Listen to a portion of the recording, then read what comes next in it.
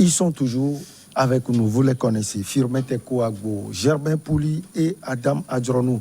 Togo, le gouvernement tente de désamorcer la grogne sociale au dialogue social. Adam, on revient vers vous.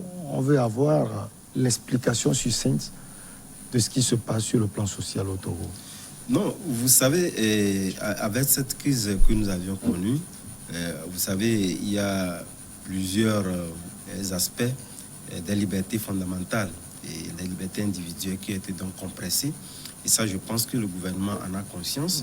Puisque de toutes les façons, pour ne pas rester éternellement, sachant pertinemment qu'on a empiété sur un certain nombre de libertés et faire comme si de rien n'était.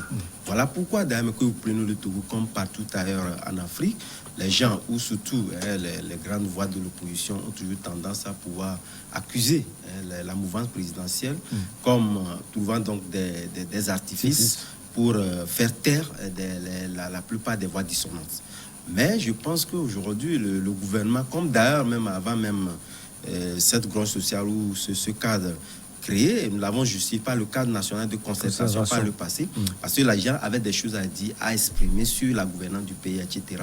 Mais étant donné que les gens n'ont pas la possibilité de pouvoir l'exprimer, en tout cas convoquer un peu la masse pour exprimer peut-être un certain nombre d'inquiétudes et désordres liés donc à la gouvernance du pays, le gouvernement a su donc anticiper en organisant donc ce cadre-là par le passé, permettre donc à la classe concernant donc la politique de pouvoir s'exprimer. Et je pense que ça a été assez efficace, quand bien même qu'il y a eu des gens qui ne se retrouvaient pas donc dans ce cadre-là. Ils ont donné donc les motivations. Et c'est normal. Voilà, donc au même moment, je pense que suite à cette démarche-là, il faudrait quand même associer, disons, tout la classe sociale. C'est ce qui a conduit donc à ce cadre national de concertation. Et vous pouvez rappelez-vous, après la crise de 2017, la crise à Tchadam, je veux dire, le gouvernement a dit plus jamais ça, parce que les gens ont compris. C'est pourquoi je dis, à chaque crise, il faudrait quand même savoir tirer les leçons.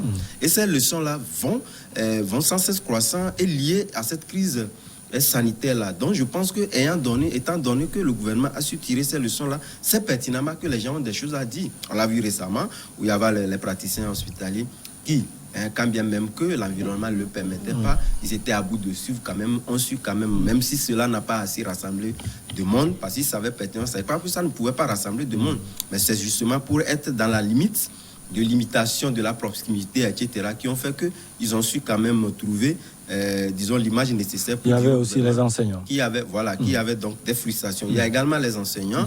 Vous prenez pratiquement, il y a plusieurs corps politiques, mais également avec la vie chère, où carrément, il y avait, je pense qu'on a voulu faire une récupération politique, mais une récupération politique évidente, puisque de toutes les façons, c'est toute la population qui souffrait à un moment donné. Mais le gouvernement également avait cette crise de confiance liée entre la population et le gouvernement. Tout ce qui était avancé n'était pas directement efficace au sein de la population. Donc, pour permettre à chacun de pouvoir mieux s'exprimer, prendre à bas le corps, et puis dire à cette classe sociale-là, les démarches qui ont été engagés par le gouvernement pour résoudre un tant soit peu, même si ce n'est pas totalement dans ces problèmes-là, pour leur dire que, en tout cas, ces cas soulevés-là ne sont pas tombés dans les oreilles de sourds. Il y a quand même des efforts qui sont en train d'être faits. Mettre, au vu, au su de tous cette classe sociale-là, les pas qui sont posés, parce que de toutes les façons, ce ne sont pas des gens inconnus, ils sont contenus, aussi bien dans les appareils de gouvernance, savent véritablement voir si réellement des pas sont posés ou seulement c'était donc de la figuration qui était faite. Je pense que le gouvernement a trouvé donc l'artifice nécessaire pour prouver donc à toute cette classe-là que voilà, il y a eu des efforts qui sont faits, mais j'estime que cela peut quand même amortir un peu cette grogne sociale-là qui a commencé déjà pas se faire sentir. Mais ici, il y avait aussi des graissements dedans. Les gens, comme je le disais, ne pouvaient pas s'exprimer. C'est le cas de pouvoir donc les exprimer. Et au-delà de ça, je pense qu'il y a d'autres ministères, puisque au niveau du sectoriel, il y a des ministères également qui ont su, moi, je crois savoir au niveau souvent ce sont les artisans. Il y a aussi des cadres de concertation qui ne sont pas des cadres, disons, qui regroupent un grand nombre de personnes, mais pour résoudre toujours ces graissements dedans-là. Et ça, je pense que ce sont des directives données par le gouvernement et qui font que le pays ne peut qu'aller de l'avant dans le bon sens. Le dialogue social, Germain Pouli, est privilégié devant cette grogne sociale. Oui, la grogne, elle est partout, excusez-moi. Vous savez, aujourd'hui, tout le monde aspire à un mieux-être. Et donc, avec la démocratie, la promotion des libertés, chacun revendique ses droits.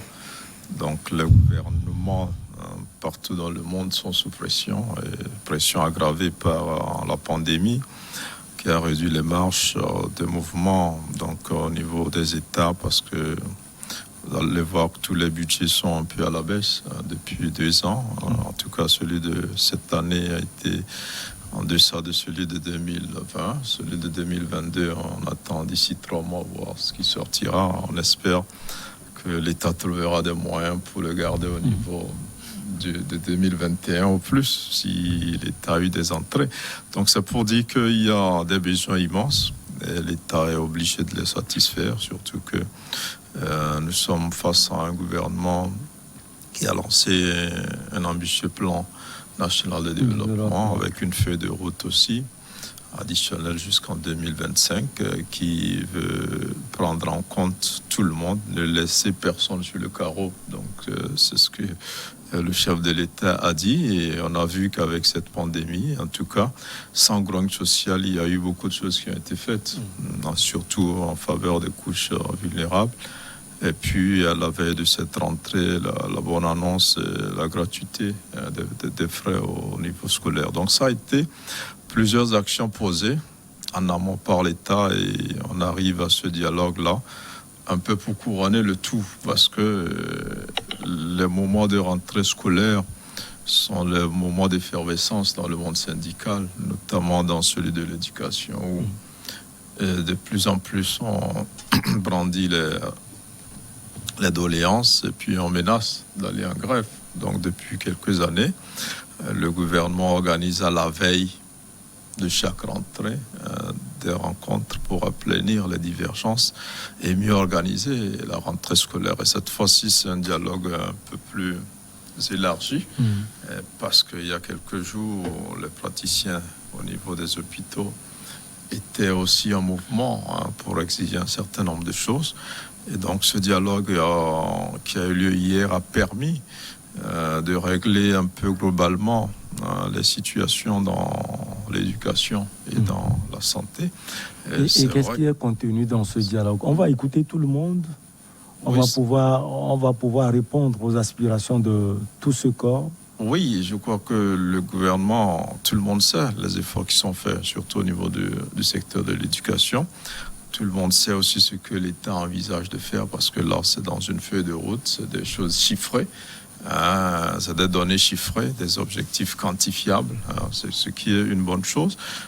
Donc, vous verrez que à la sortie de ce dialogue, il a été annoncé déjà la proclamation des résultats de plus de 600 nouveaux enseignants, donc qui vont rejoindre le corps, parce que il y a un déficit d'enseignants, et il a été annoncé aussi un prochain concours pour recruter au niveau de la santé.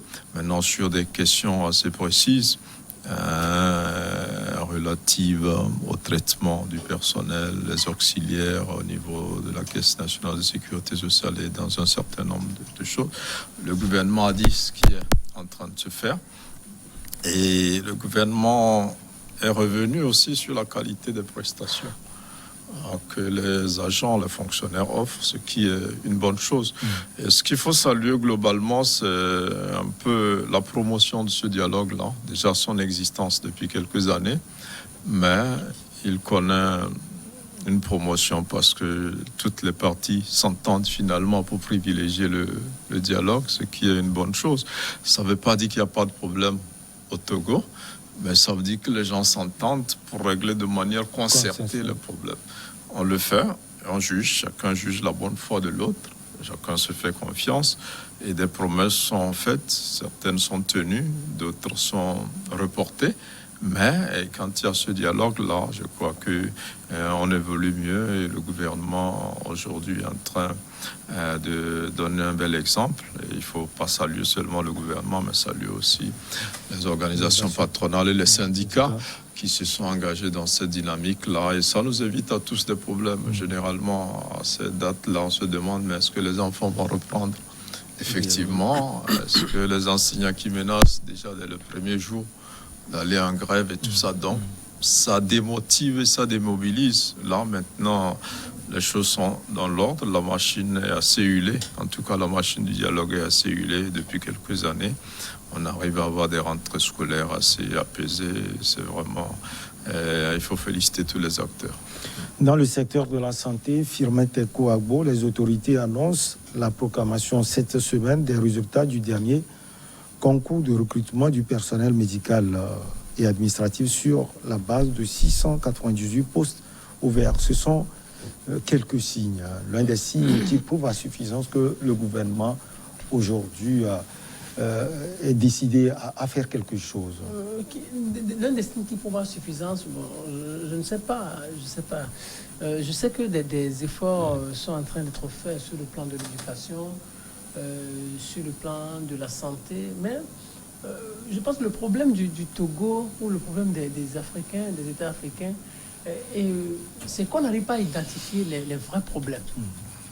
On identifie les vrais problèmes, les vrais besoins, et on concocte un bon projet, une bonne politique. Je pense que c'est ce qui nous manque. Bien sûr, le gouvernement a réuni des gens, il va réunir des gens, on va dire quel problème avez-vous, vous en avez 5, 10, donc on va vous résoudre 3, 4. Et puis on va sortir satisfait, on va dire oui, on était allé avec 5 problèmes, on nous a résolu 2, donc aux prochaines étapes, on essaiera encore de nous résoudre 1, tout ça. Mais ça ne résout pas le problème systématiquement. Ça ne résout pas le problème. Il faut identifier les problèmes. Si le problème, ce n'est pas d'organiser des concours et puis de recruter des gens et puis on dit pas à les payer plus tard. On règle le problème du chômage. Peut-être on dit les gens ont besoin de primes, on leur donne de l'argent et puis c'est fait. Puis eux aussi sont satisfaits. Si ils se montrent beaucoup plus satisfaits, moi j'engagerai un peu leur responsabilité. Je dirais qu'ils sont un peu irresponsables parce que le problème, ce n'est pas une question d'argent simplement. C'est quel Le problème, c'est le problème de l'éducation du Togo, le problème au niveau de la santé. Ce n'est pas simplement une question d'argent. Parce que vous imaginez, on peut donner des milliards au secteur de l'éducation. Est-ce que le problème sera résolu?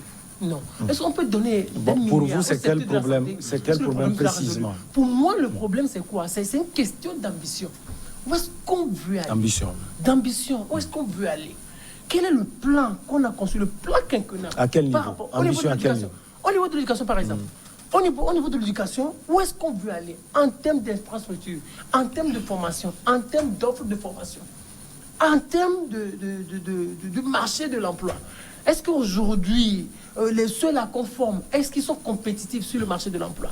Donc, il faut arriver à identifier ces enjeux, arriver à faire le parallèle, et là, on résoudra un peu le problème. Vous imaginez que vous avez des jeunes étudiants aujourd'hui qui ont des difficultés à être compétitifs sur le marché de l'emploi. Ils ont des diplômes, mais le fait même de s'exprimer, ça pose un problème. C'est-à-dire peut-être au niveau de l'enseignement, il y a déjà un problème. Donc si on n'arrive pas à identifier le problème, on pense que c'est une question d'argent, on ne résoudrait pas le problème. Vous imaginez, au niveau de la santé, par exemple, qu'on se dise aujourd'hui, en termes de matière, quel est le plan de la santé qu'on veut construire? Est-ce qu'on a des professionnels en la matière? Est-ce qu'on a des gens bien formés? Est-ce qu'on a des spécialités? Vous voulez parler d'une vraie politique dans ce domaine précis. Dans ce domaine, est-ce qu'au niveau de la santé, est-ce qu'on a toutes les disciplines, on a toutes les spécialités? Est-ce qu'on a des gens bien formés en la matière? Si on n'a pas ça, je pense qu'on va toujours avoir des problèmes. Il y a des petits cas qu'on n'arrive pas à traiter.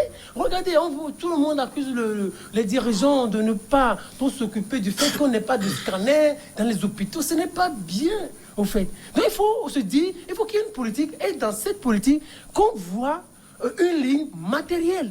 C'est-à-dire, on dit, on a de l'argent, on va résoudre tel problème, tel problème, tel problème. Du moment où on n'a pas de politique, on pense à l'argent, le problème n'est pas résolu.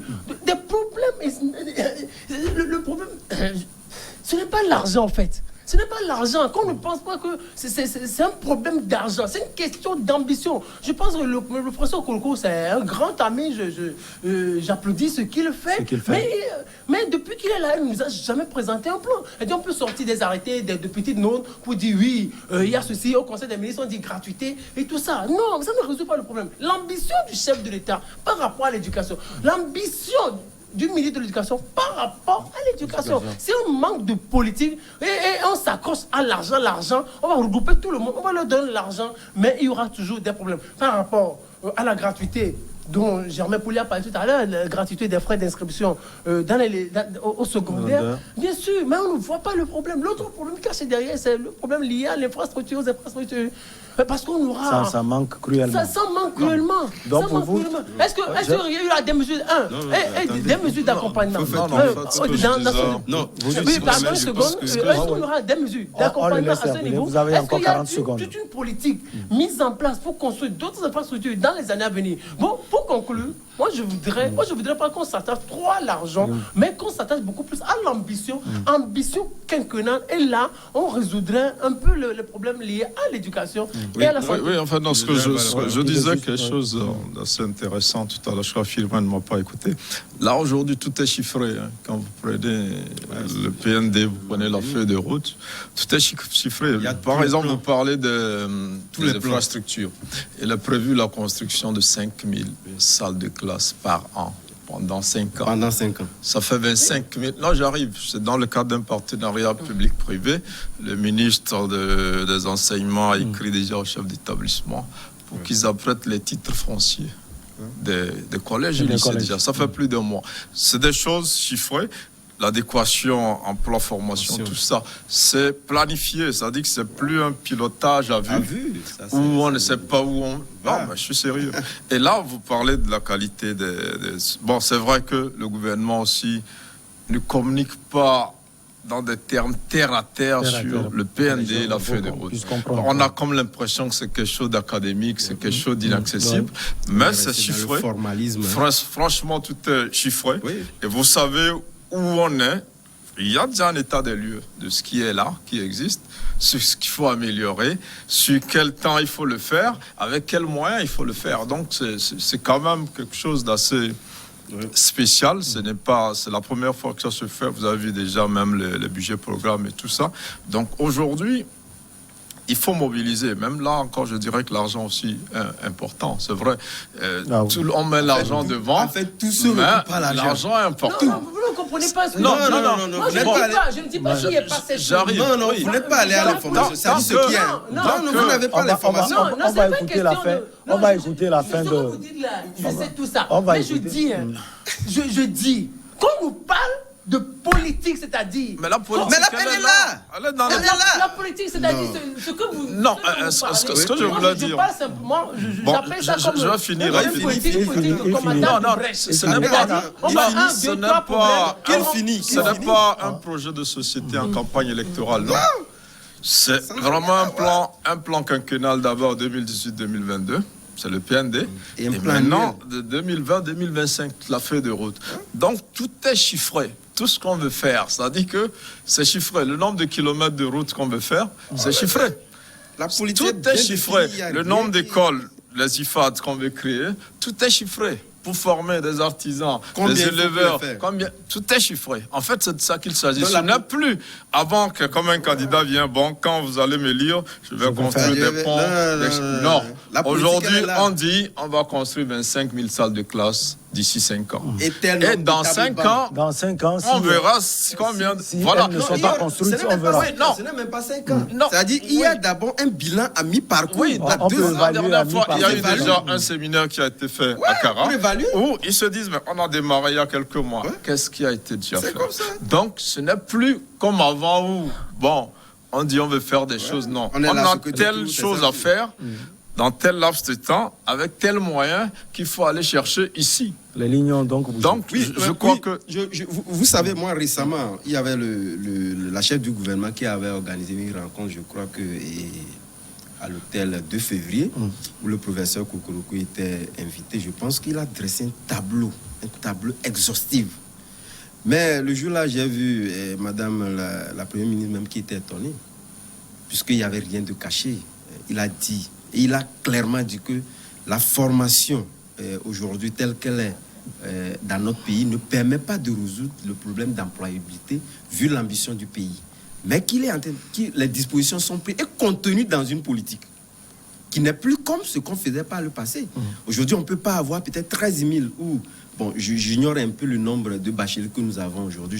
Je ne me suis pas assez renseigné. Phrase de 40 000, là. Voilà, 40 000 bacheliers. Et que tous ces 40 000 bacheliers puissent donc se retrouver à l'université et dans des filières que tout le monde n'est pas appelé à pouvoir venir donc à l'université, sortir avec les curricula que nous avons. C'est vrai qu'aujourd'hui, il a rajouté beaucoup. Vous allez voir les curricula d'enseignement, nous avons des enseignements où nous avons plus le professionnalisme qui est lié. Et récemment encore, il y avait un niveau master, il a encore créé davantage, qui puisse permettre de résoudre des problèmes ponctuels liés à la question de l'emploi du pays. Donc la politique du développement du pays n'est plus une politique, disons, de navigation à vue. Il n'y en a plus. C'est des trucs véritablement contenus et à exécuter dans des délais donnés. Et donc, je pense que peut-être pour amener Firmin à véritablement donc scruter ce champ-là, ce n'est plus une question de discours qui est là aujourd'hui. Tout est bien chiffré et le montant qu'il faut donc pour advenir à cela. Et je pense que le cadre qui a été donc organisé, peut-être il n'a pas eu l'exhaustivité de ce qui a été dit. C'est ce qui vous fait dire aujourd'hui que ce n'est pas une question d'argent. Certes, ce n'est pas une question d'argent et le gouvernement ne mise pas aussi sur l'argent. Puis aujourd'hui, rappelez-vous, quand le professeur Kokoroko est venu, qu'est-ce qui a été dit? Il sait véritablement qu'aujourd'hui, nous n'avons plus ni des inspecteurs qui sont des inspecteurs de terrain, nous n'avons plus des conseillers pédagogiques qui sont des conseillers de pédagogie de terrain. C'était d'abord un nombre insuffisant. Et cela ne permettait pas de relever véritablement les problèmes de l'enseignement à tous les contrées. C'est ce qui a fait que, dans un premier temps, il a eu à organiser ce concours-là pour recruter aussi bien les inspecteurs et les conseillers pédagogiques et qui sont formés sur les réels problèmes qui minent donc l'enseignement. Et ils ne sont plus des inspecteurs de bureau, ils sont des inspecteurs du terrain qui lui permettront réellement donc d'avoir des informations réelles pour résoudre les problèmes que l'enseignement a. Mais également aujourd'hui, le problème qui se pose, c'est le problème de matériel roulant. Et tout ceci est contenu dans un document et qu'à chaque fois, il y a de ces experts qui reviennent et font, disons, le bilan de ce qui a été fait. Et lui-même, il sait, pendant cette année, il sait le nombre de tables bancs qui vont être donc confectionnés, le nombre de bâtiments qui vont être construits l'année prochaine. Ce n'est plus quelque chose que voilà l'argent que c'est pourquoi vous allez voir, c'est le ministère qui a pris le budget. Et d'ailleurs, le budget a été encore augmenté récemment, justifiant véritablement donc les problèmes qui minent ce secteur-là. C'est le même problème aujourd'hui lorsque les médecins sont. C'est vrai qu'ils ont évoqué la question de leur statut particulier, etc. Mais la question fondamentale des médecins aujourd'hui n'est pas liée à leur question de salaire. Ils ne l'ont pas évoqué. C'est la question du matériel manquant au niveau des hôpitaux qui manque. Et ça également, c'est contenu. Même si après, ils ont évoqué des questions de salaire. Non, ils ont évoqué ça, c'est quand même en arrière-plan. C'est la Benjamin de les préoccupations. Mais la réelle préoccupation, c'est réellement avoir le matériel pour réellement justifier l'efficacité de la formation qu'ils ont eue. Puis s'il y a des gens qui arrivent avec des pathologies, et on estime que peut-être qu'on ne peut pas les soigner ici, c'est pas parce qu'on ne peut pas les soigner parce qu'il n'y a pas le plateau adéquat pour soigner ces gens-là. Donc c'est ce qu'ils disent. Mais au même moment également, le Togo, dans sa politique, il sait réellement le nombre de médecins qu'il faut dans tel nombre de domaines où les former, quelle spécialité on a besoin. Donc ce n'est plus une question comme le dit Firmin Teko. Je pense qu'il faudrait quand même aller davantage à l'information. Non, moi, en fait, j'ai l'impression qu'ils ne me comprennent pas. Tout ce qu'ils disent, moi, je sais. Vous avez parlé de politique. Moi, je dis, il faut aujourd'hui une politique bien viable. Vous comprenez? Ce qu'ils sont en train de dire. Mais la politique viable. Non, la politique viable, c'est quoi? La politique viable, c'est quoi? C'est une politique dont le ministère dispose et qui court peut-être un certain nombre d'années, qui affiche l'ambition du pays. C'est ce qui existe aujourd'hui. C'est ce qui existe. Les politiques sectorielles de tous les ministères, c'est comme ça, c'est conçu. Moi, je me dis, il reste encore, il y a encore un certain nombre d'insuffisances. Parce que si cela... Si vous parlez d'insuffisance, on peut comprendre. Oui, allez-y. Si cela avait été présenté aux acteurs de ce domaine-là, moi je pense que... Ce sont les acteurs de ce domaine-là qui l'ont conçu. Hein. Oui, bien sûr. Ce n'est pas le ministère qui s'est reculé et puis il a fondé quelque chose. C'est parce qu'arrivé à un moment donné, des gens se sont dit, c'est comme ils ont été abandonnés. Et que peut-être des gens ont des problèmes, mais leurs problèmes ne sont pas pris en compte. Vous imaginez? C'est une évidence. Non, c'est une évidence. Et la politique de tous les pays. Vous avez parlé par exemple d'infrastructures. Sur quelle base l'État prévoit construire 25 000 salles de classe d'ici 5 ans? Non, regardez, c'est par rapport aux besoins. Les besoins relevés par les personnels. Voilà, il y a des besoins. Qu'on touche tous les domaines dans ce secteur, c'est-à-dire, Oui, qu'on prend la le santé, le Oui, ça, PND, c'est dans tous les domaines, Le justement. plan de tous les ministères, c'est comme ça. Qu'on embrasse tous les points à ce niveau, qu'on ne soit plus dans une politique de combattant. Bon, peut-être, si vous regardez, si vous jetez un coup d'œil sur le PND, et peut-être après sur la feuille de route, vous allez comprendre que... Non. Oui, si. Oui, c'est-à-dire, c'est que moi, je ne voudrais plus. Vous l'avez dit dans tous les domaines. C'est-à-dire que moi, je ne souhaiterais plus. C'est qu'on soit dans une politique de combattant de brèche, où on dit, on sort un petit communiqué, on dit, on résout tel problème, on sort un petit communiqué.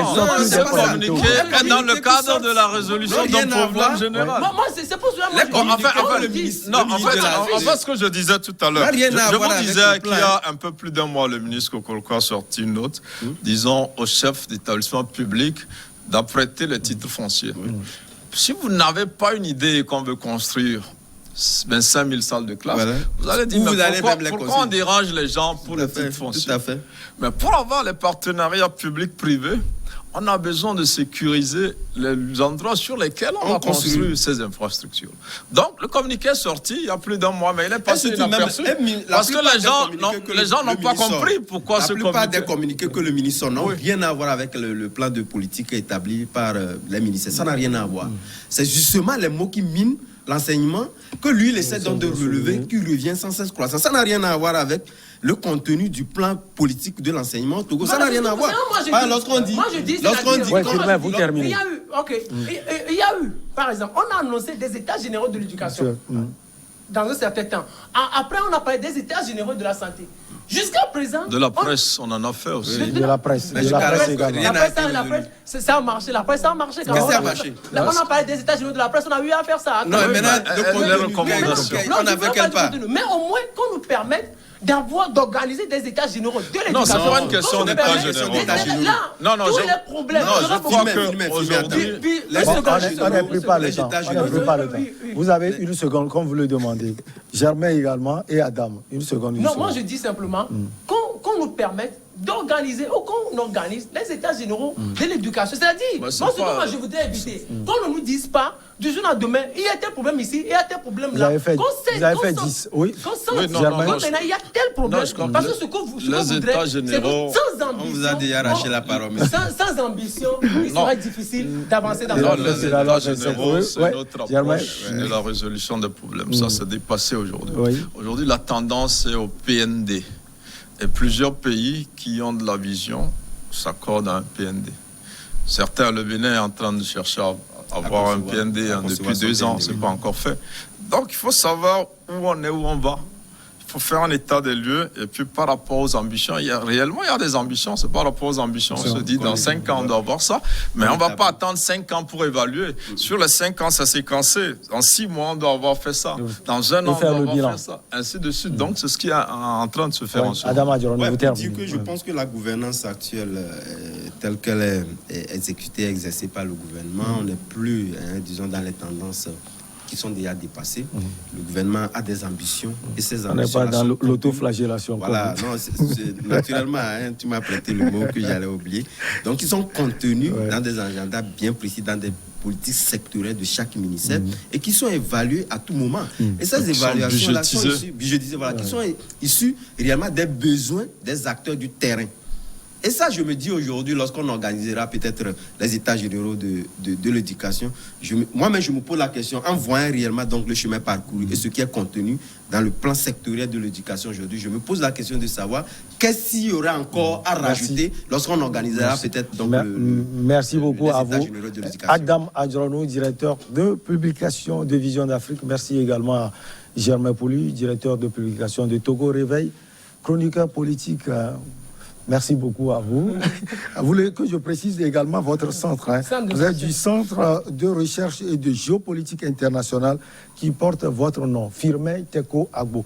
Merci également à vous pour l'attention toute particulière. Excellente suite de nos programmes.